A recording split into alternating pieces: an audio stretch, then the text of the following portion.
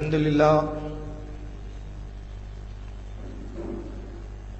لله الذي فضل على سيدنا ومولانا محمد صلى الله عليه وسلم على العالمين جميعا.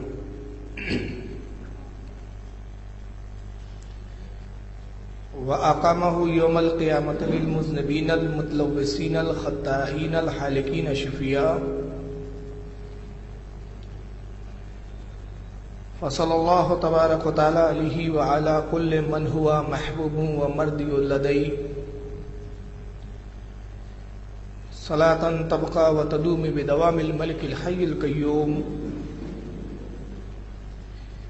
ونشهد أن لا إله إلا الله وحده لا شريك له ونشهد أن سيدنا ومولانا محمدا عبده ورسوله بالهدى ودين الحق أرسله.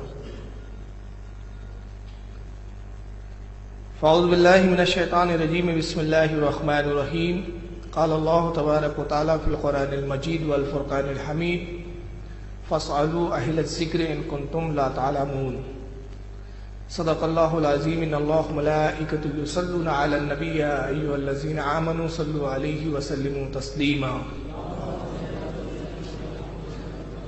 اللهم صل على سيدنا مولانا محمد وعلى آله وأصحابه وبارك وسلم. صلاة وسلام عليك يا رسول الله صلى الله تعالى عليك وسلم. وادی رضا کی کوہ ہمالا رضا کا ہے، وادی رضا کی کوہ ہمالا رضا کا ہے، جس سمت دیکھیے وہ علاقہ رضا کا ہے.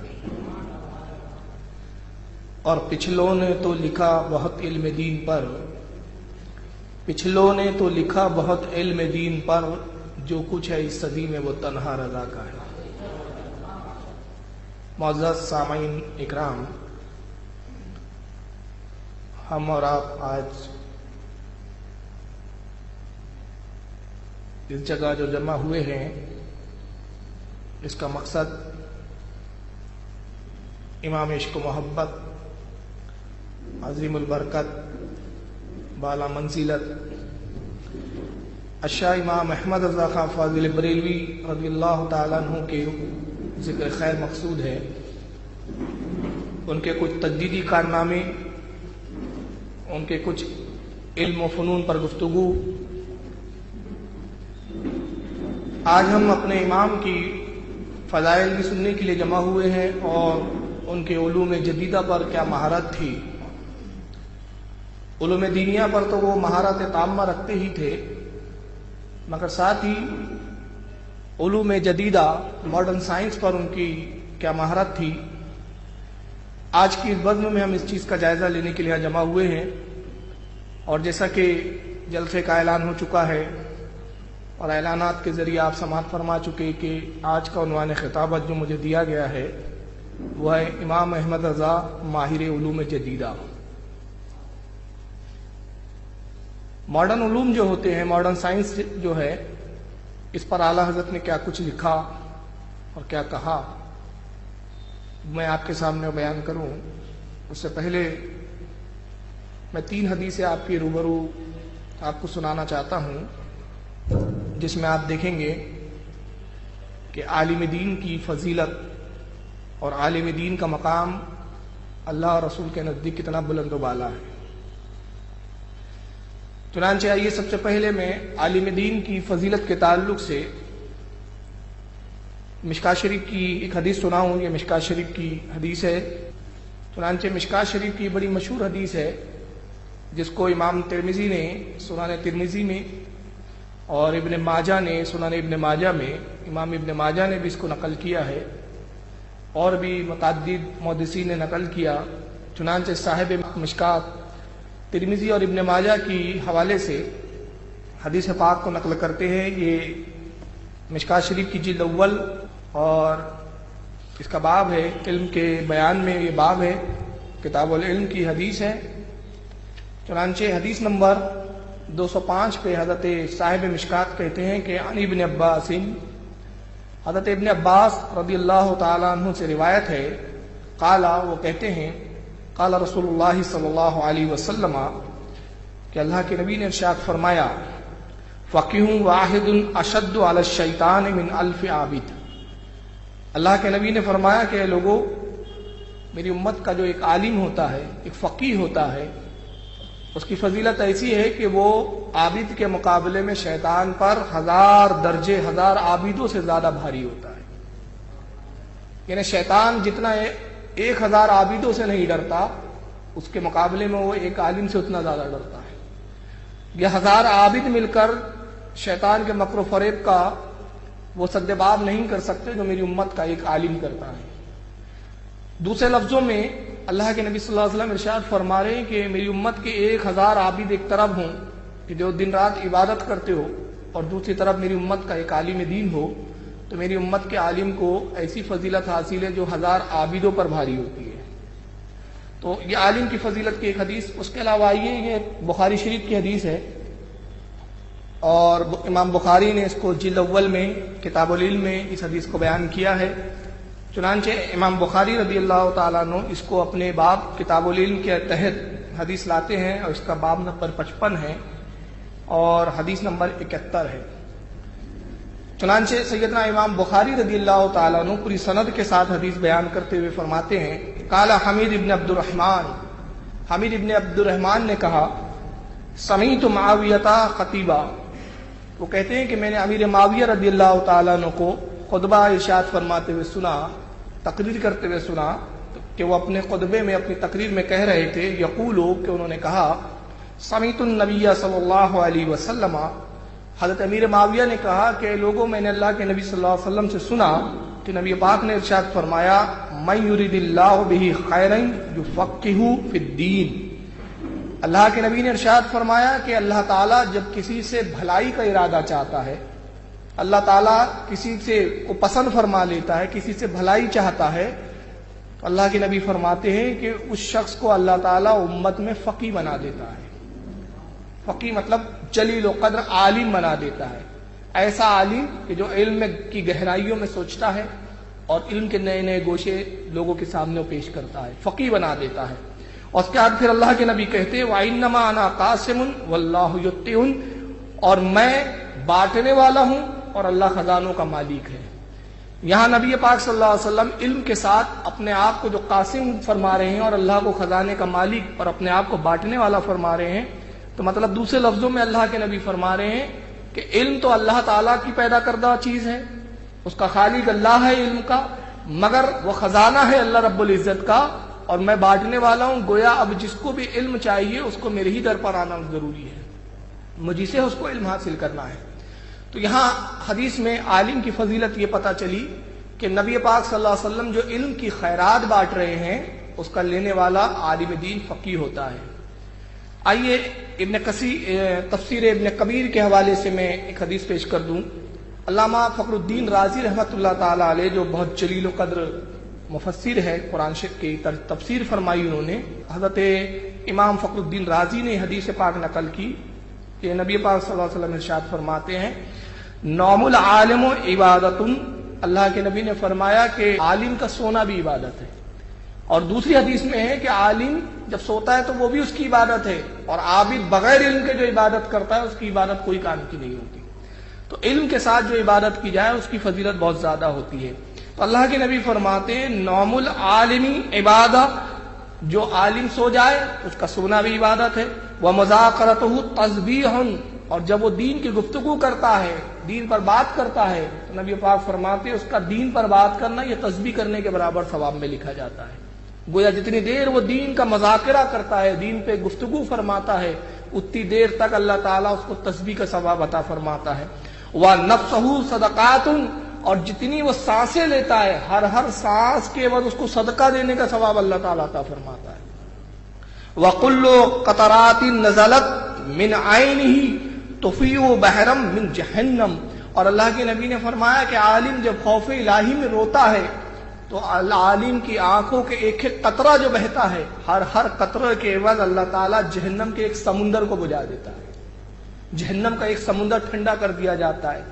تو عالم کی آپ یہاں سے فضیلت کا اندازہ لگائیں کہ جو عالم دین ہوتا ہے وہ اتنا فضیلت کا حامل ہوتا ہے کہ اس کا رونا بھی جہنم کے بجھنے کا سبب بن جاتا ہے، اس کی گفتگو تسبیح ہو جاتی ہے، اس کا سانس لینا جو ایک ایک سانس وہ لیتا ہے جینے کے لیے وہ در حقیقت اس کا اپنا جینا نہیں ہوتا، بلکہ ایک سانس صدقے کے جو ہے ثواب کا باعث اس کے لیے بن جاتی ہے۔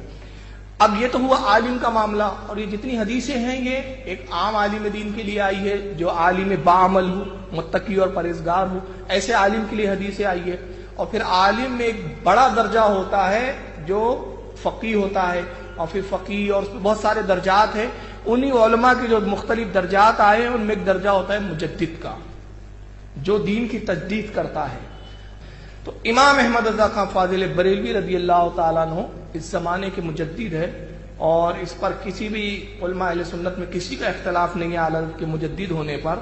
بہرحال آج کا عنوان ان کے مجدد ہونے پر اور تجدیدی کارناموں پر نہیں ہے، تجدید و کارنامے پہ تو ہے، لیکن ان کی فضیلت پر یہ نہیں ہے کہ مجدد ہے تو مجدد کی کیا فضائل ہے، اس پر ابھی ہماری گفتگو نہیں ہے کیونکہ عنوان بڑا وسیع ہے، لہذا میں تمہید کو سمیٹتے ہوئے مختصر پہلے میں اعلی حضرت کی زندگی کے کچھ گوشوں پہ آپ سے گفتگو کر لوں اور بتاؤں کہ اعلی حضرت کون تھے، ان کا تعلق کس خاندان سے ہے، اور اعلی حضرت کی پیدائش وغیرہ اور ان کا مقام، تاکہ آپ جانیں کہ جو ہمارا مجدد ہے اس کی شان کیا ہے، اس کا گھرانہ کتنا بلند و بالا ہے۔ چنانچہ جب ہم اعلی حضرت رضی اللہ تعالیٰ عنہ کی تاریخ کا جائزہ لیتے ہیں تو معلوم ہوتا ہے کہ آپ کا تعلق قندھار کے ایک قبیلے بڑھچ یا بڑھچ، اس قبیلے سے آپ کا تعلق ہے، جو پٹھانوں کا قبیلہ تھا قندھار کا، اور بڑا مشہور و معروف قبیلہ تھا۔ مغلیہ دور کے اندر آپ کے جد کریم، آپ کے جد اعلیٰ حضرت جناب سعید اللہ خان صاحب مغلیہ دور میں قندھار سے ہندوستان تشریف لے کر آئے۔ ان کا نام تھا، جو سب سے پہلے اعلیٰ کے خاندان میں ہندوستان آتے ہیں، ان کا نام ہے سعید اللہ خان صاحب۔ ان کے صاحبزادے تھے سعادت یار خان صاحب، جو مغلیہ فوج میں سپاہی تھے اور ایک بڑے عہدے پر فائز تھے۔ چنانچہ مغلیہ زمانے میں روہل کھنڈ کا جو ایک قلعہ ہے وہاں کو فتح کرنے کے لیے وہاں نکلے آپ، اور اس قلعے کو فتح کرنے کے بعد آپ روہل کھنڈ وہیں پر ہی مقیم ہو گئے، وہیں آپ کا انتقال ہوا، وہیں آپ کو دفن کیا گیا۔ سعادت یار خان صاحب کے صاحبزادے جو تھے ان کا نام تھا قاسم خان صاحب۔ جناب قاسم خان صاحب جو تھے یہ بھی مغلیہ حکومت کے زمانے میں ایک بڑے عہدے پر فائز تھے، اور بدایوں جو علاقہ ہے یو پی کا بدایوں، وہاں کے آپ کو تحصیلدار جو ہے حکومت مغلیہ کے زمانے میں منتخب کیا گیا۔ 8 گاؤں آپ کے جاگیر میں تھے، اور یہ جاگیر اعلیٰ حضرت کے بعد تک مفتی اعظم تک، بلکہ اب تو گاؤں کی جاگیریں ختم ہو گئی، البتہ آج بھی اس خاندان میں دولت و ثروت ہے۔ گویا بتانا مقصود یہ ہے کہ اعلیٰ حضرت کسی ایسے گھرانے سے تعلق نہیں رکھتے تھے کہ جہاں کھانے کے بھی لالے پڑے ہوئے ہو۔ آپ کا خوشحال گھرانہ تھا، معزز گھرانہ تھا، رہن سہن کے اعتبار سے بھی آپ معززین میں آپ کا شمار ہوتا تھا، اور قبیلے اور خاندان کے بھی اعتبار سے آپ معزز تھے۔ چنانچہ 8 گاؤں ان کو جاگیر میں ملے جن کا نام تھا جناب قاسم خان صاحب۔ ان کے صاحبزادے تھے مولانا رضا علی خان صاحب۔ اب یہ رضا علی خان صاحب یہی ہے اعلیٰ حضرت کے دادا۔ تو ان سے پہلے تک جتنے آپ کے خاندان کے بزرگ ہیں سب سپاہ گیری میں تھے، فوج میں تھے، مگر رضا علی خان وہ پہلے شخص ہے اعلیٰ حضرت کی خاندان کے آپ کے دادا کہ جنہوں نے سپاہ گیری کو چھوڑ دیا، سپاہی کو، فوج کو چھوڑ دیا، اور آپ عالم دین بنے، اور اس کے بعد آپ نے پوری زندگی علم دین کی خدمت میں گزار دی۔ یہیں سے اس خاندان کا جو ہے نظریہ اور اس خاندان کا ایک نیا روپ اور ایک نیا رخ یہاں سے سامنے آتا ہے۔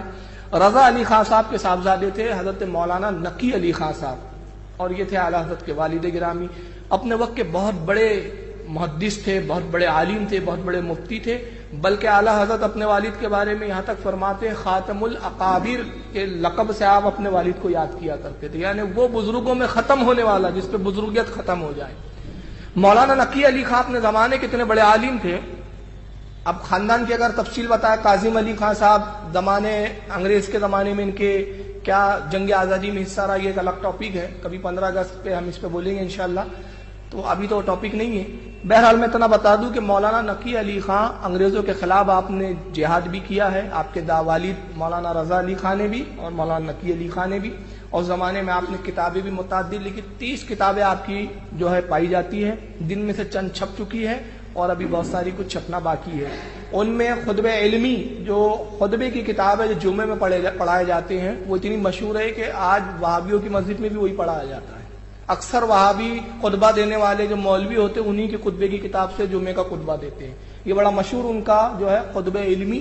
اس کے علاوہ آپ کی تفسیر سورہ علم نشرہ شہادت حسین کے تعلق سے جب بیان ہوا تھا اس میں کتاب بھی میں دکھا چکا ہوں کہ سورہ علم نشرہ کی تفسیر مولانا نقی علی خان علیہ رحمہ نے فرمائی جو تقریباً 485 یا 90 صفحات کے پر مشتمل ہے. ایک چھوٹے سے سورت کی اتنی تفصیلیں یہاں موجود ہے, دیکھیے رکھی ہوئی بھی ہے.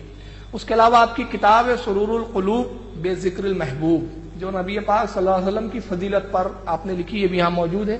میں ساتھ میں اس لیے لایا ہوں تاکہ یہ دکھا بھی دوں آپ کو کہ یہ کتابیں آج چھپتی ہیں, اس کو آپ پڑھیں اور اس کو جانیں. یہ نہیں ہے کہ ہم کہہ دیتے ہیں کہ کتابیں لکھی تو اب وہ پائی نہیں جاتی ہے, اور لوگ کہتے ہیں کہ یار یہ لوگ بریلوی لوگ صرف بتاتے ہیں اور کتابیں کو چھپتی ہے ہی نہیں, ان کے ہے نہیں, تو ہم ظاہر کر دیتا ہوں کہ کتابیں چھپ چکی ہے بہت ساری. یہ سرور القلوب مولانا نقی علی خان کی. اس کے بعد ایک اور مشہور کتاب ہے آپ کی جس کا نام ہے جواہر البیان فی اسرار الارکان. یہ نماز کے ارکان میں کیا حکمت ہے, رکوع میں کیا حکمت ہے, سجدے میں کیا حکمت ہے, ان تمام حکمتوں پہ مولانا نقی علی خان نے کتاب کو ترتیب دیا ہے. تو اس طرح اور بہت ساری کتابیں آپ کی ملتی ہے, جس میں سے ایک کتاب بڑی مشہور اور ہے جس پہ اعلیٰ حضرت کا حاشیہ بھی ہے جس کا نام ہے فضل العلم والعلماء, جو علماء دین اور علم کی فضیلت پر آپ نے لکھا ہے. تو اس طرح تقریباً 30 کتابیں مولانا نقی علی خان کی پائی جاتی ہے. انہی کے علمی ماحول میں اور علمی گھرانے میں اعلیٰ حضرت کی ولادت 14 جون 1856 عیسوی مطابق 10 شوال 1272 ہجری کو آپ کی ولادت ہوئی. سن عیسوی آپ کا 1856 اور سن ہجری 1272. اتوار کا دن آپ کی ولادت ہوئی. آپ کا نام محمد رکھا گیا اور تاریخی نام آپ کا المختار, اور دادا نے احمد رضا رکھا. اور اعلیٰ حضرت کی جو سب سے بڑی اور خاص بات ہے وہ یہ ہے کہ علم ابجد کے اعتبار سے ایک علم ہوتا ہے علم ابجد کا, جس میں حروفوں کے عدد نکالے جاتے ہیں. تو علم ابجد کے اعتبار سے قرآن عظیم کی جس آیت کریمہ سے آپ کی تاریخ ولادت نکلتی ہے وہ آیت کریمہ سورہ مجادلہ کی آخری آیت جس میں اللہ تعالیٰ ارشاد فرماتا ہے اولئک کتب فی قلوبہم الایمان وایدہم بروح منہ. اللہ ارشاد فرماتا ہے کہ یہ وہ لوگ ہیں کہ جن کے دلوں پر اللہ نے ایمان کو نقش کر دیا ہے. یہ قرآن عظیم کی آیت کا ترجمہ, اولئک کتب فی قلوبہم الایمان وایدہم بروح منہ. یہ وہ لوگ ہیں کہ جن کے دلوں پر اللہ نے ایمان نقش کر دیا اور مقدس روح جبریل سے ان کو مدد کی, جبریل کو ان کا مددگار بنا دیا. اس آیت کے جب عدد نکالے جاتے ہیں وہ ہوتے ہیں 1272, اور یہی ہے اعلیٰ حضرت کی تاریخ ولادت 1272. گویا 1272 اس آیت کریمہ کے عدد اور اعلیٰ حضرت کی تاریخ ولادت 1272 یہ بتا رہی ہے کہ جب آپ جس تاریخ اور جس سن میں پیدا ہوتے, تاریخ ولادت نہیں تاریخ سن, میں ولادت کہہ رہا ہوں, معافی چاہتا ہوں, ولادت سن جو ہے آپ کا سن جو ہجری ہے وہ 1272 اور آیت کریمہ 1272 یہ بتا رہی ہے کہ یہ پیدا ہونے والا وقت کا وہ عالم دین ہے کہ جو پیدا ہوا تبھی سے اللہ نے اس سے پہلے ہی اس کی تقدیر میں ایمان کو نقش فرما دیا اور ایسا صاحب ایمان بنایا کہ دوسروں کے ایمان کا تحفظ کرنے والا بن گیا. کروڑوں قیامت تک کے ایمان کے جو ہے ڈاکو سے مسلمانوں کے ایمان کا اس نے تحفظ کر دیا. تو یہ اعلیٰ حضرت کی ایک فضیلت ہے. بچپنے کی عادت و اطوار کے تعلق سے جہاں بڑی لمبی طویل گفتگو ہے, مختصر میں بتا دوں کہ آپ بچپنے سے ہی علمی ذوق و شوق کے جو ہے دلدادہ تھے. پڑھنا اور پڑھانا یہ آپ کا مشغلہ تھا, کبھی کھیل خود میں حصہ نہیں لیتے تھے. چنانچہ آپ کے سوانح نگاہ اور خاص شاگرد جن کا نام حضرت علامہ ظفر الدین بہاری ملک العلماء جنہیں کہا جاتا ہے, انہوں نے اعلیٰ حضرت کی سوانح حیات پر ایک ضخیم کتاب جو 3 جلدوں میں اب چھپ چکی ہے جس کا نام ہے حیات اعلیٰ حضرت. اس کے علاوہ اعلیٰ حضرت کے بھتیجے مولانا حسین رضا خان صاحب علیہ رحمہ جو حضور سبطین میاں کے والد گرامی ہیں, ان کی ایک کتاب ہے سیرت اعلیٰ حضرت. یہ تمام کتابیں جو آپ کی سیرتوں پہ لکھی گئی, آپ کے حالات زندگی پر اور سوانح پر لکھی گئی, ان تمام کتابوں میں مصنفین لکھتے ہیں کہ آپ کا عالم یہ تھا کہ کبھی کھیل کود میں آپ حصہ نہیں لیا کرتے تھے. پتنگ بازی کا آپ کو شوق نہیں تھا. اس زمانے بریلی میں پتنگ بڑی کثرت سے اڑائی جاتی تھی. آج بھی بریلی کا منجا بڑا مشہور ہے, محاوروں میں استعمال ہوتا ہے کہ بریلی کا منجا ہے یہ. مگر عالم یہ ہوتا کہ آپ کے گھر میں اگر پتنگ کٹ کر بھی آ جاتی تو آپ اس پتنگ کو اٹھاتے اور والد گرامی کے پلنگ کے نیچے رکھ دیتے. آپ کے والد مولانا نقی علی خان علیہ رحمہ آتے، دیکھتے پتنگ نیچے رکھی ہے، فرماتے کس نے رکھا؟ تو کہا جاتا یہ امن میاں نے رکھا۔ آپ کا گھر میں لاڑ کا نام جو آپ کی والدہ پکارتی تھی وہ امن میاں کہہ کے پکارتی تھی۔ تو آپ کے والد مسکرا کے کہتے ہاں امن میاں کو کھیل کود سے مشغلہ ہے ہی کہاں، انہیں تو پڑھنے پڑھانے کا شوق ہے، شاید یہ پتنگ ہمارے لیے اڑانے کے لیے چھوڑ گئے ہیں۔ تو پتنگ بھی آپ جو ہے بچپنے میں نہیں اڑاتے تھے، کھیل کود میں حصہ نہیں لیتے تھے، صرف آپ کا مشغلہ کیا تھا؟ کتابوں کی ورگردانی، کتابیں آپ کثرت سے پڑھا کرتے تھے۔ اور عالم یہ تھا بچپنے میں ہی جب آپ اپنے استاد سے پڑھ رہے تھے، تقریباً 3-3.5 سال کی عمر ہوں گی اعلیٰ حضرت کی، تو استاد محترم بچوں کو پڑھا رہے ہیں کہ تب یہ ایک بچے کا جو ہے داخلہ ہوتا ہے، اندر بچہ آتا ہے، تو بچے نے سلام کیا السلام علیکم۔ تو زمانے میں ایک لکھنوی تہذیب بڑی غالب تھی جس کو لکھنوی تہذیب کہتے تھے، حالانکہ لکھنوی تہذیب کیا وہ اسلام کی تہذیب کے خلاف تہذیب تھی۔ تو اس میں جو انداز ہوتا تھا آداب، یہ سلام کیجیے۔ اور آج میں ایک بات بتاؤں آپ کو کہ ہم نے اسلام کی تہذیب چھوڑ کے ہم بھی اپنی نئی نئی تہذیبیں بنا رہے۔ اب ایک نیا لایا ہے ہم نے السلام علیکم، یہ تو رسول اللہ کی سنت ہے، اور اللہ کے نبی نے ارشاد فرمایا کہ جب بندہ ایک مسلمان دوسرے مسلمان کو کہتا ہے السلام علیکم تو اللہ تعالیٰ 10 نیکی عطا فرماتا ہے، اور جو جواب دیتا ہے اس کو 1 نیکی عطا فرماتا ہے، اور یہ نبی پاک کی سنت ہے، یہ مصنون ہے۔ ہم نے مصنون چیز کو چھوڑا اور اپنی طرف سے خدا حافظ ایک نیا چیز لا دیا، جبکہ اس کی اسلام میں کوئی اصل نہیں ہے۔ تو اس سے بچنا چاہیے، یہ سب جو ہے مطلب فیشن کا معاملہ آ گیا ہے آج کل۔ تو خدا حافظ یہ سلام نہیں ہے، بلکہ مصنون سلام کیا ہے، سنت کیا ہے، جس پہ ثواب کا وعدہ کیا گیا ہے، وہ السلام علیکم۔ تو استاد کو جب وہ بچے نے سلام کیا السلام علیکم، تو لکھنوی تہذیب کے ماحول کا اس وقت حالت تھی، تو جواب استاد نے فرمایا جیتے رہو۔ اعلیٰ حضرت استاد سے عرض کرتے ہیں، چھوٹی سی عمر ہے، ننھی سی عمر میں کہتے ہیں حضور یہ تو جواب نہ ہوا سلام کا۔ تو استاد نے کہا پھر اس کا جواب کیا ہے؟ کہا اس کا جواب وعلیکم السلام ہے۔ جیتے رہو یہ کون سا جواب ہے؟ استاد نے اعلیٰ حضرت کی پیشانی کو بوسہ دیا، کہا صاحبزادے آپ ہمیں نہیں سکھاتے ہیں، ہم آپ کو نہیں سکھاتے ہیں، بلکہ آپ ہماری اصلاح کرتے ہیں۔ تو یہ بچپنے کا عالم تھا اعلیٰ حضرت کا، کہ بچپنے میں بھی آپ جو غیر مصنون چیزیں آپ کی نگاہوں کے سامنے آتی، غیر شرعی چیزیں آتی، تو آپ اس پہ فوراً تنبیہ فرمایا دیا کرتے، چاہے وہ استاد ہو، چاہے عام لوگ ہو یا آپ کے ساتھی ہو۔ تو یہ اعلیٰ حضرت کی مطلب جو ہے ایک عادت ثانیہ تھی اصلاح کرنا، گویا قدرت نہیں عادت ثانیہ بنا دی تھی کہ اصلاح معاشرہ۔ اعلیٰ حضرت نے ابتدائی تعلیم گھر پر ہی حاصل کی، اپنے والد گرامی سے سب سے پہلے انہوں نے پڑھا، اور زیادہ تر کتابیں اعلیٰ حضرت نے اپنے والد سے ہی پڑھی۔ اور کتنے علوم پر آپ کو مہارت تھی، میں بھی اعلیٰ کی ہی جملوں میں بتاؤں گا۔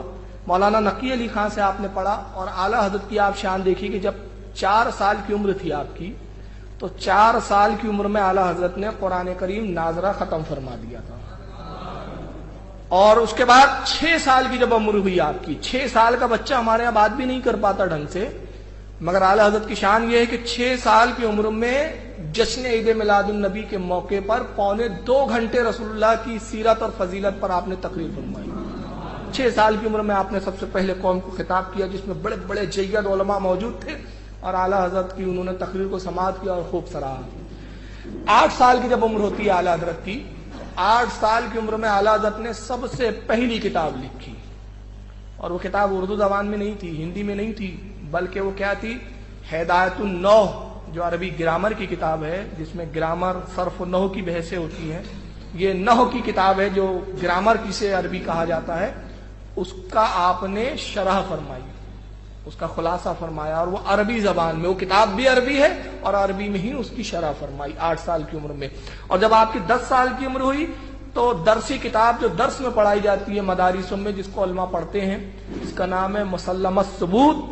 اس کتاب کا اعلیٰ حضرت نے 10 سال کی عمر میں عربی زبان میں حاشیہ لکھا، اور اس کے بعد پھر مسلسل لکھتے رہے۔ اب وہ انشاءاللہ میں آگے کل کی تقریر میں بتاؤں گا کہ کس عمر میں آپ کتنی کتابیں لکھ چکے تھے۔ اعلیٰ حضرت کے جو مشہور استاد تھے، جن سے آپ نے گھر پر ہی پڑھا، آپ کسی مدرسے میں کبھی گئے نہیں اور کسی مدرسے میں آپ نے داخلہ نہیں لیا، ایک پروپیگنڈا جو کیا جاتا ہے کہ اعلیٰ حضرت نے دیوبند کے مدرسے میں پڑھا، کل اس کے بارے میں ہم تفصیل سے بات کریں گے کہ یہ صرف پروپیگنڈا ہے، اس کی کوئی اصلیت نہیں ہے۔ اعلیٰ حضرت نے اپنے گھر پر ہی پڑھا، جو بھی استاد سے پڑھا گھر پر پڑھا، ان کے گھر پر ہی استادوں نے ان کو تعلیم دی، جس میں آپ کے والد مولانا نقی علی خان سب سے زیادہ پڑھانے والے ہیں۔ اس کے بعد جو دیگر اساتذہ سے آپ نے علم حاصل کیا، ان میں ایک ہے حضرت شاہ علیہ رسول ماہروی، جو آپ کے پیر و مرشد بھی ہیں، اعلیٰ حضرت نے ان سے علم حاصل کیا۔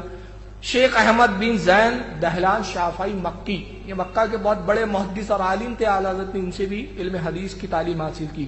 اس کے بعد ہے شیخ عبد الرحمن سراج مکی، یہ بھی مکہ کے عالم تھے، ان سے بھی اعلیٰ حضرت نے علم حاصل کیا۔ علامہ عبدالعلی رامپوری، ان سے اعلیٰ حضرت نے علم حاصل کیا۔ ابو الحسین نوری علیہ رحمہ، ان سے بھی اعلیٰ حضرت نے پڑھا۔ اور آخری میں دو نام بتا دیتا ہوں، شیخ حسین بن صالح، ان سے پڑھا۔ اور یہ آخری نام میں استاد کا لے رہا ہوں، مرزا غلام قادر بیگ۔ اب میں یہاں پر ایک بات تھوڑا رک کر کہہ دوں کہ غلام قادر بیگ صاحب جو ہے، ان کے بارے میں دیوبندی حضرات ایک دعویٰ کرتے اور اہل حدیث حضرات بھی، اور وہ یہ کہ غلام قادر بیگ غلام احمد قادیانی کا سگا بھائی تھا۔ اب تقریر کا موقع نہیں ہے کہ اس پہ میں خلاصہ کروں، بات ریکارڈ ہو رہی ہے اور یہ نیٹ پر جائیں گی انشاءاللہ۔ تو میں صرف ایک بات کہہ رہا ہوں کہ جتنے سننے والے ہیں ان کو چیلنج ہے کہ اگر کوئی مائی کا لال یہ ثابت کر دے کہ غلام قادر بیگ غلام احمد قادیانی کا بھائی تھا، تو میں اس کو 5 لاکھ روپیہ اپنی حیثیت کے مطابق اعلان کر رہا ہوں، 5 لاکھ روپیہ نقد انعام دوں گا۔ بس اس سے زیادہ ابھی میں جواب دینے کے موڈ میں نہیں ہوں، کیونکہ ٹاپک نہیں ہے اس پر۔ جب ٹاپک آئیں گا تو ہم بتائیں گے کہ یہ کمبخت کتنا جھوٹ گڑ دیتے ہیں۔ غلام قادر بیگ الگ شخصیت ہے، اور غلام احمد قادیانی کا بھائی وہ تو مولوی اور عالم بھی نہیں تھا، مگر چونکہ یہاں غلام احمد قادیانی اور غلام قادر بیگ لفظ غلام دکھا تو بھائی اس کو پہلے بھائی بنایا اور بھائی بنا کے حالت کا استاد بنا دیا انہوں نے، جبکہ اس سے کوئی تعلق نہیں ہے۔ بہرحال 1869 میں اعلیٰ حضرت 1869 عیسوی میں اعلیٰ حضرت فارغ التحصیل ہو گئے، مطلب مکمل عالم بن گئے۔ اس وقت ایگزیکٹ عمر جو اعلیٰ حضرت نے خود بیان کی کہ جس وقت میں عالم دین بنا اور جس وقت سند فراغت مجھے عطا کی گئی، دستار بندی کی گئی، میرے سر پہ دستار باندھی گئی اور اعلان کیا گیا کہ اب یہ احمد رضا عالم دین ہو گئے، اس وقت میری عمر 13 سال 10 ماہ 5 دن تھی۔ اعلیٰ حضرت نے خود ایگزیکٹ فیگر بتایا جو اس وقت میری عمر تھی۔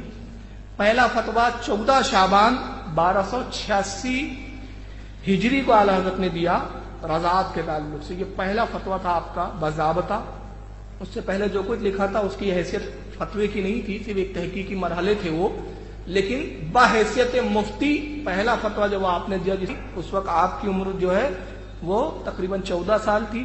14 شعبان کو آپ نے، اور یہ بڑا اتفاق ہے کہ عمر بھی 14 تھی اور تاریخ بھی 14 تھی، یہ بڑی مناسبت ہے۔ اور مسئلہ کیا تھا؟ رضاعت کا مسئلہ تھا۔ اور میں آپ کو بتاؤں کہ 14 شعبان 1286 ہجری سے لے کر 1340 ہجری تک آپ نے کل 54 سال فتوے لکھے۔ کتنے سال؟ 54 سال، 54 ایئر۔ اور یہ فتوے کہاں کہاں سے آپ سے پوچھے جاتے تھے؟ برما، ایشیا، افریقہ، چین، افغانستان، حجاز مقدس، حجاز جس کو اب سعودی عربیہ کہا جاتا ہے، اس زمانے اس کا نام تھا حجاز مقدس، امریکہ وغیرہ سے فتاوے آتے اور اعلیٰ حضرت کے جوابات دیتے۔ خود آپ کے شاگرد حضور محدث اعظم ہند رحمۃ اللہ تعالی علیہ، جو جن کا نام سید محمد ہے، محدث اعظم ہند کچوچوی فرماتے ہیں کہ ایک ایک وقت میں 500 بھی فتوے آپ کے پاس جمع ہو جایا کرتے تھے۔ اور افریقہ سے تو اتنے سوالات آتے تھے کہ ایک سال کے، جو صرف ایک سال میں افریقہ سے جو آپ سے سوالات پوچھے گئے، تو آپ کے شاگردوں نے خواہش کی کہ حضور ان فتووں کے جو جوابات آپ دیتے اس کو جمع فرما دیجئے تاکہ ایک کتاب بن جائے ایک فتوے کی۔ اعلیٰ حضرت نے ان کی خواہش پر ایک سال کی جو فتوے صرف افریقہ کے آئے ہوئے جمع کیے تو ایک مستقل کتاب بن گئی جس کا نام ہی ہے فتاوی افریقہ۔ یہ ہے وہ کتاب، دیکھیے میرے پاس موجود ہے الحمدللہ، یہ فتاوی افریقہ۔ یہ صرف ایک سال کے، صرف افریقہ سے جو سوالات آئے تھے اس کے جوابات اعلیٰ حضرت نے جو اس میں دیے ہیں۔ تو اعلیٰ حضرت نے، اور اس کے بعد جو باقی فتاوے ہیں چند سالوں کے، وہ بھی شروع سے ابتدا کے نہیں ہیں، آخری وقت میں جب جمع فرمانا شروع کیا، اور جمع فرمانے کے بعد جب وہ فتاووں کو کتابی شکل میں جمع کیا گیا تو اب وہ فتاوی اعلیٰ کے 30 جلدوں پر مشتمل ہو چکے ہیں۔ یہاں پہ اس کی 2 جلدیں رکھی ہے، 2 والیوم ہے، ایسے 30 والیوم ہے اس کی پوری فتاوی رضویہ کی۔ اور اس میں کمال یہ ہے کہ جس زبان میں سوال پوچھا گیا اعلیٰ حضرت نے اسی زبان میں جواب دیا ہے۔ اگر انگلش میں سوال ہے تو انگلش میں بھی جواب ہے، فارسی میں سوال ہے تو جواب فارسی میں دیا جا رہا ہے، عربی میں سوال ہے تو جواب عربی میں دیا جا رہا ہے، اردو میں ہے تو اردو میں دیا جا رہا ہے۔ اور حد تو یہ ہے کہ سوال شاعری میں کیا جا رہا ہے تو اعلیٰ حضرت اسی بحر اور اسی قافیے کے ساتھ اس شاعری میں ہی جواب عطا فرما رہا ہے۔ یہ شان ہے، اور یہ کوئی ڈھکی چھپی نہیں ہے، جس کا چاہے دل چاہے چھپی ہوئی ہے، موجود چیزیں ہیں، تو آپ جائیے گھروں میں کھولیے۔ میں ایک بات عرض کرتا ہوں اکثر لوگوں سے کہ وہ کہ جو اعلیٰ حضرت کو بغیر پڑھے صرف اپنے مولویوں کی سنا سنی پر آئے قائم کیے ہوئے ہیں، میں کہتا ہوں آپ سے زیادہ کوئی اندھا مقلد نہیں ہے۔ پہلے آپ پڑھیے اور اس کے بعد رائے قائم کیجیے. دنیا کی کوئی عدالت ایسی نہیں ہے کہ جو سنے ہی نہیں اور فیصلہ کر دے. آپ نے بغیر سنے یا بغیر دیکھے فیصلہ کر دیا. تو اعلی حضرت کو خود پڑھیے اور دیکھیے. اور میں دعویٰ کرتا ہوں بڑے ذمہ داری کے ساتھ کہ اعلی حضرت نے جتنے عقیدوں کی ترجمانی کی یا جتنے عقائد کا تحفظ فرمایا یا جتنے نظریات اپنی کتابوں میں بیان کیے، ایک نظریہ بھی کوئی اگر ایسا ثابت کر دے کہ جس کی تائید میں اعلی حضرت کے ساتھ قرآن و حدیث، علماء، ائمہ کوئی نہ ہو، تنہا اس میں امام احمد رضا ہو، تو ہم ان کی غلامی کے لیے تیار ہیں. آپ ایک بھی عقیدہ، ایک بھی نظریہ ایسا اعلی حضرت کا نہیں بتا سکتے کہ جس کی تائید میں قرآن و حدیث یا عالم دین پہلے کے بزرگوں کا کابر علماء یا کسی امام کا کوئی قول نہ ہو. تو اعلی حضرت رضی اللہ تعالیٰ عنہ کے فتاوی 30 جلدوں میں الحمدللہ موجود ہیں. اب آئیے اس کے بعد میں آگے اپنی بات بڑھاؤں کہ اعلی حضرت نے کتنے علوم پر کتابیں لکھی؟ 55 علوم پر. یہ تو اعلی حضرت نے خود فرمایا کہ میں نے 55 علوموں پہ لکھا ہے. چنانچہ اعلی حضرت کی کتاب ہے، یہ اعلی حضرت کی کتاب ہے جس کا نام ہے، یہ دیکھیے، یہ اردو بھی نام ہے اس کا، اردو ترجمے کے ساتھ آ چکی ہے، اور یہ عربی کتاب ہے. یہ مولانا احسان الحق قادری صاحب نے اس کا ترجمہ کیا ہے عربی زبان میں. یہ کتاب کیا ہے؟ جس میں اعلی حضرت نے مکہ اور مدینہ کے علماء کو سند حدیث عطا فرمائی ہے، حدیث کی سندیں جو امام بخاری، امام مسلم سے آپ تک پہنچی. اس کتاب کا نام ہے الاجازۃ المتینہ لعلماء بقعۃ والمدینہ. اس کتاب کے اندر اعلی حضرت خود بیان فرماتے ہیں کہ 55 علوم پر میری کتابیں موجود ہیں، اور ان 55 علوم میں مختلف شعبوں پر جو کتابیں ہیں وہ علوم کون کون سے ہیں؟ اس میں حدیث ہے، اصول حدیث، قرآن، تفسیر، لغت اور نجوم، ریاضی، جغرافیہ، اس طرح کے بہت سارے، یعنی سے کل 55 علوم ہیں. میں یہاں پہ کچھ علوم کا ذکر کروں گا. اب یہ 55 علوم جو اعلی حضرت تک پہنچے، کیسے پہنچے؟ آپ اس کتاب میں خود فرماتے کہ 21 علوم وہ ہے جو میں نے اپنے والد سے حاصل کی، اپنے والد سے میں نے اس کو پڑھا ہے، اور 24 وہ ہے جو دوسرے استادوں سے لیا ہے، اور 10 وہ ہے کہ جو میں نے کسی سے پڑھا ہی نہیں. اللہ کے رسول کے فضل و کرم سے بارگاہ نبی پاک صلی اللہ علیہ وسلم سے وہ علم مجھے عطا کر دیے گئے ہیں. 10 علوم وہ ہے. اب آئیے ٹاپک کے حساب سے، میں یہ بڑی لمبی تمہید ہو گئی، ٹاپک تو جدید علوم ہے، تو آج ہم اس پر نہیں بات کر رہے ہیں کہ اعلیٰ حضرت علم حدیث میں کتنی مہارت رکھتے تھے، علم فقہ پہ کیا مہارت تھی. آج تو ہمیں یہ دیکھنا ہے کہ اعلیٰ حضرت اپنے وقت کے بہت بڑے سائنسداں بھی تھے، بہت بڑے مفکر بھی تھے، بہت بڑے مدبر بھی تھے، بہت بڑے اپنے وقت کے طبیب بھی تھے.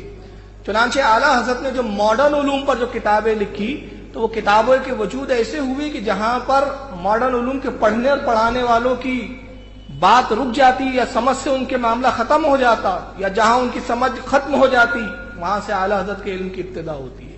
چنانچہ اس سے سب سے پہلے میں آپ سے عرض کرتا چلوں کہ حیات اعلیٰ حضرت، جو اعلیٰ حضرت کے شاگرد مولانا علامہ ظفر الدین بہاری علیہ رحمت کی لکھی، اس میں فرماتے ہیں کہ ڈاکٹر سر ضیاء الدین احمد صاحب اس زمانے کے بہت بڑے ریاضی کے ماہر تھے، میتھمیٹکس کے، آرتھمیٹک کے بہت بڑے اسکالر تھے وہ اپنے دور کے، یورپ سے پڑھ کر آئے تھے، اور اس زمانے میں اعلیٰ حضرت کے دور میں علی گڑھ یونیورسٹی کے وائس چانسلر تھے وہ.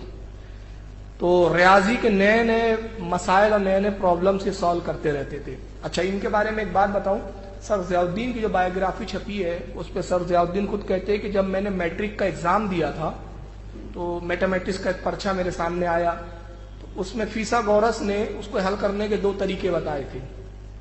اس پرابلم کو سالو کرنے کے 2 طریقے تھے میتھمیٹکس کے. سر ضیاء الدین کہتے ہیں کہ میں نے ذہن دوڑایا اور تیسرا طریقہ میں نے اس میں اور لکھ دیا جو کہ سوال میں نہیں تھا، وہ ان کا اپنا تھا. جب ایگزامینر نے ان کا پرچہ چیک کیا تو اس پہ لکھ دیا کہ ایگزام دینے والا اتنا زیادہ ہوشیار ہے جتنا ایگزام لینے والا نہیں ہے. اور اس وقت ان کو ایک اسپیشل ایوارڈ دیا گیا تھا اس لیے کہ انہوں نے وہ مسئلہ جو ہے پرابلم سالو کرنے کا جو تیسرا طریقہ ایجاد کیا تھا، اس کے موجود اس کے ایجاد کرنے والے سر ضیاء الدین تھے. میٹرک کے اندر اتنے ذہین تھے، یورپ میں جا کے پڑھا، آکسفورڈ یونیورسٹی میں پڑھا، اور اس کے بعد جب وہ پڑھ کر ڈاکٹر اور پی ایچ ڈی کر کے میتھمیٹکس پر ہندوستان آئے تو علی گڑھ یونیورسٹی کے وائس چانسلر کے عہدے پر فائز ہوئے. تو ایک دور میں، ایک وقت میں وہ ایک مسئلے کا بارے میں وہ تحقیق کر رہے تھے، ریاضی کا مسئلہ تھا، میتھمیٹکس کا. ایک جگہ ان کی گاڑی رک گئی جا کے. اب جب گاڑی رک گئی تو بڑے پریشان ہوئے، بہت سوچتے رہے، حل نہیں نکلا. چنانچہ انہوں نے اس پرابلم کو اخباروں میں شائع کر دیا اور اعلان کیا کہ اس پرابلم کو میتھمیٹکس کے جو ماہرین ہیں ان سے گزارش ہے کہ اس کو حل کریں. مگر کچھ دن گزر گئے، کسی نے بھی اس پر کوئی جواب نہیں بھیجا. بہت لوگوں نے کوشش کی لیکن جواب کسی کے سمجھ میں نہیں آیا. آخر میں یہ ہوا کہ سر ضیاء الدین صاحب نے طے کیا کہ میں جرمن جاؤں گا، کہ جرمن میں اس فن کے بہت بڑے بڑے ماہر ہیں جو میتھمیٹکس کے ریاضی کے بہت جاننے والے ہیں، ان کے سامنے پرابلم رکھوں گا. اور وہاں میتھمیٹکس کے ماہرین کے ایک سیمینار ہونے والا تھا. تو علی گڑھ یونیورسٹی میں شعبہ دینیات کا بھی ایک سبجیکٹ ہوتا تھا، عربی بھی ہے. اس کے جو ناظم تھے، اس کے جو چیف تھے، ان کا نام تھا سید سلیمان اشرف قادری رضوی صاحب، اور یہ تھے اعلیٰ حضرت کے مرید. اعلیٰ حضرت کے مرید تھے اور علی گڑھ یونیورسٹی کے پروفیسر تھے. اور ان کی سر ضیاء الدین احمد صاحب سے دوستانہ تعلقات بھی تھے، اور یہ تو وائس چانسلر تھے تو کام پڑتا تھا ان سے. جب ان کو پتا چلا کہ سر ضیاء الدین صاحب، سر کا خطاب بھی تھا ان کو، اور یہ بہت بڑا عہدہ ہوتا تھا اس وقت، بہت بڑا خطاب ہوتا تھا، یہ جرمن جانے والے، تو انہوں نے کہا کہ آپ جرمن کیوں چلتے ہیں، چلیے میرے پیر و مرشد کی بارگاہ میں ان کا حل نکل آئے گا. تو انہوں نے کہا میاں یہ کوئی جو مسئلہ ہے یہ کوئی علم دین کا نہیں ہے، یہ حدیث اور قرآن کا مسئلہ نہیں ہے، یہ میتھمیٹکس کا مسئلہ ہے، علم ریاضی کا مسئلہ ہے، اور اس کو ایک مولوی کیا سمجھ سکے. کہا آپ چلیے. تو جب آپ جرمن جانے کے لیے تیار ہیں تو بریلی تو بہت قریب ہے. جب بہت اصرار کیا تو نتیجہ یہ ہوا کہ ان کے کہنے پر، سید سلیمان اشرف صاحب کی ضد کرنے پر، یہ بریلی جانے کے لیے تیار ہو گئے. بریلی شریف پہنچے تو اذان ہو رہی تھی، نماز کا وقت ہو چکا تھا. اعلیٰ حضرت اپنی مسجد میں نماز کے لیے تشریف لا چکے تھے. سر ضیاء الدین صاحب سے ملاقات ہوئی اور عصر کا وقت تھا. اعلیٰ حضرت نے سنت ادا کی اور بیٹھ گئے. سر ضیاء الدین صاحب قریب پہنچے، سلام کیا، اور نماز میں، فرض نماز میں بھی وقت تھا. تو سید سلیمان اشرف جو آپ کے مرید تھے اور خلیفہ بھی تھے، انہوں نے کہا حضور یہ ایک مسئلے کے لیے آئے، نماز کے بعد ملاقات کریں گے، حضور وقت عطا فرما دیجیے. حضرت نے فرمایا کیا مسئلہ ہے؟ تو کہتے حضور مسئلہ بڑا پیچیدہ ہے، بڑے بڑے میتھمیٹکس کے ماہرین اس کو حل نہ کر سکے، تو اطمینان سے آپ اس کو دیکھیں، غور کریں، اس کے بعد پھر کچھ دن آپ چاہیں تو لے لیں اور آپ پھر اس کو حل کر کے بتا دیں. حضرت فرماتے ہیں کہ آپ تھوڑا سرسری تو بتائیے. کہا حضور ایسا مسئلہ ہے نہیں کہ میں فی البدیہہ سرسری بتا دوں. انہوں نے کہا کہ ابھی نماز فرض کے لیے وقت ہے، کچھ تو بتا ہی دیجیے. انہوں نے کہا اچھا ٹھیک ہے حضرت. انہوں نے کاغذ نکالی، اپنی جیب سے نکالا، قلم نکالی، اور اس کے بعد مسئلہ لکھنے لگے. کہا کہ یہ ایسا ایسا پرابلم ہے اور یہاں میں جا کے رک گیا ہوں، اس کے آگے مجھے نہیں سوجھ رہا ہے. اعلیٰ حضرت انہی سے قلم لیتے ہیں اور اس کے بعد فی البدیہہ فوراً وہاں پر آپ اس کا حل لکھ دیتے ہیں. فرماتے ہیں یہ لیجیے صاحب، یہ آپ کا حل ہے. سر ضیاء الدین نے جیسے دیکھا چونک گئے، حیرت زدہ رہ گئے، بے ساختہ. فرماتے کہ آج تک علم لدنی کا میں نے سنا تھا، آج اپنی آنکھوں سے دیکھ لیا ہے. علم لدنی کیا ہوتا ہے؟ یہ وہ علم جو اللہ کی جانب، من جانب اللہ عطا کیا جاتا ہے، کسی کو پڑھایا اور سکھایا نہیں جا سکتا. یہ وہ علم ہے جو من جانب اللہ کی جانب سے عطا ہوا. تو میں نے تو سنا تھا کہ بزرگان دین کو، اولیاء کو اور انبیاء کو علم لدنی عطا ہوتا ہے، صرف سنتا آیا تھا، آج اپنی آنکھوں سے دیکھ لیا ہے. اور اس کے بعد سر ضیاء الدین نے ایک بات کہی جو سنہری حروفوں سے لکھے جانے کے قابل ہے.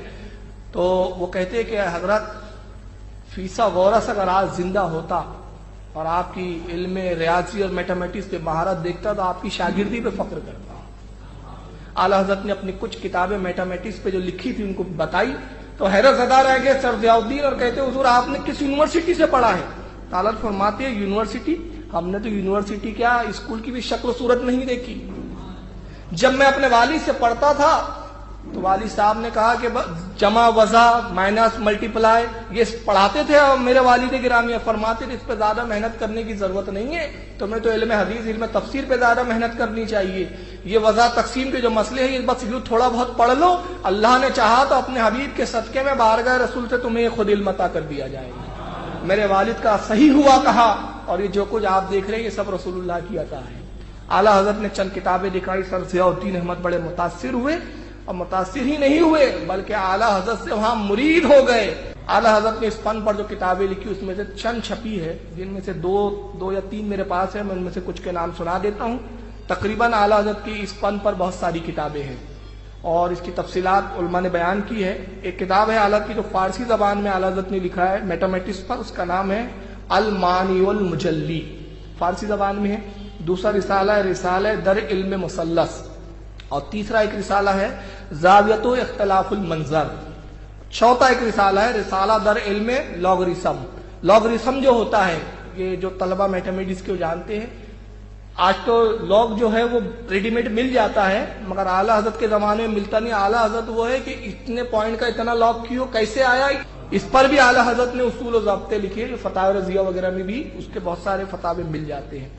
چنانچہ اعلیٰ حضرت کا عالم یہ تھا کہ آپ صرف دین ہی کے نہیں بلکہ دنیاوی علوم کے بھی ماہر نظر آتے ہیں، اور ایسے ماہر کہ جو علوم پر، جس فن پر لوگ یورپ جا کے خاک چھانتے ہیں، اعلیٰ حضرت بریلی کی اپنی سرزمین پر اپنے کمرے میں بیٹھ کے اس علم پر وہ مہارتیں حاصل کرتے ہیں کہ ماہرین علوم کو کہنا پڑتا ہے کہ میتھمیٹکس پہ آپ کی وہ مہارت ہے کہ اگر آج فیصد غورث ہوتا تو آپ کی شاگردی پہ وہ فخر کرتا.